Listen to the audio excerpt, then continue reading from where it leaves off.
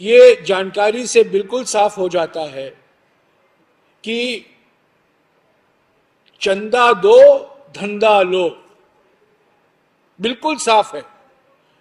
जो कंपनियों को कॉन्ट्रैक्ट मिले हैं उन्होंने भारी मात्रा में इलेक्ट्रल बॉन्ड खरीदा है।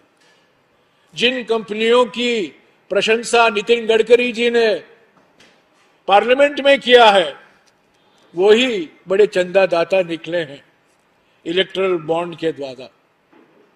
तो पहला, चंदा दो धंधा लो, ये बिल्कुल साफ है। दूसरा, हफ्ता वसूली, बिल्कुल साफ हो गया है इस लिस्ट से कि जिन जिन कंपनियों के खिलाफ ईडी छोड़े गए हैं, आरबीआई छोड़ा गया है, आईटी छोड़ा गया है, सीबीआई छोड़ा गया है, वही कंपनियां भारी मात्रा में इलेक्ट्रल बॉन्ड खरीद रहे हैं।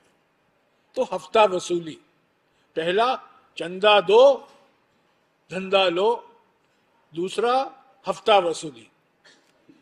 तीसरा बिंदु जो है, जो बिल्कुल साफ हो जाता है इस लिस्ट से कि ऐसी कंपनियां हैं जिनको कॉन्ट्रैक्ट मिला है, जिनको काम मिला है, ठेके मिला है, टनल का, ब्रिज, पुल का, हाईवे का, सड़क का, अलग अलग कॉन्ट्रैक्ट मिले हैं और उस कॉन्ट्रैक्ट मिलने के बाद कुछ ही महीने बाद ये इलेक्ट्रल बॉन्ड खरीदते हैं।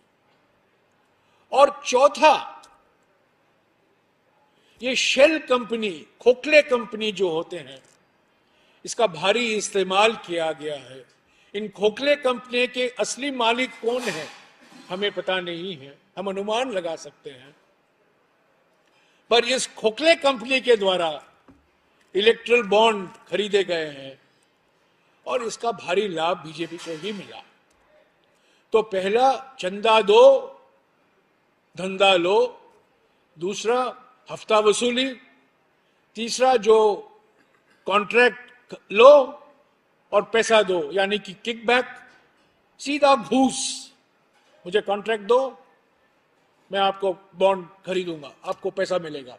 और चौथा, ये जो खोखले कंपनी से चंदा आ रहा है ये भी साबित हो जाता है।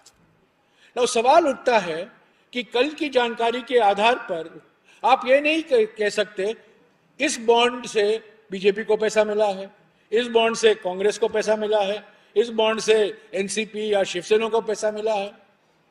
आज जो सुप्रीम कोर्ट ने आदेश दिए, उन्होंने कहा है कि बॉन्ड का जो नंबर होता है उसको भी आप प्रकाशित करने की जरूरत है।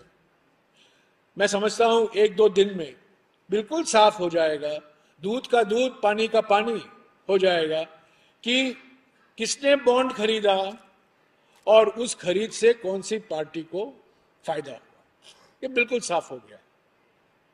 पर एक चीज मैं कहूं, आप लोग सवाल पूछेंगे, मैं आपके सवाल के जवाब पहले ही दे दूं, क्योंकि मैं जानता हूं आपके मन में क्या गुजर रहा है, आपके सवाल कैसे उठते हैं। आप कहेंगे पर इलेक्ट्रल बॉन्ड से तो आपको भी फायदा हुआ, बीजेपी को 6000 करोड़ रुपया मिला और आपको 1400 करोड़ रुपया मिला। यह बात सही है, हम इनको इनकार नहीं कर सकते, हम पीछे भाग नहीं सकते।